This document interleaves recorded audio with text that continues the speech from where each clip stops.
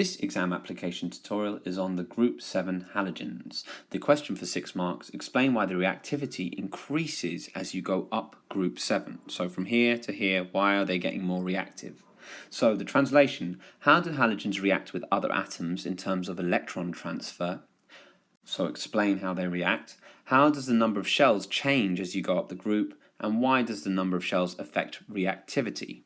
Well, the halogens are in group 7, so they have 7 electrons on their outer shell, needing only 1 more to become stable. So all halogens react by gaining 1 electron on their outer shell. And you can see the number of shells decreases up the group. So as we go up the group, we have less shells. This reduces the distance between nearby electrons and the positively charged nucleus. So you can see with less shells in the way, this is closer to the positively charged nucleus. There's more distance here.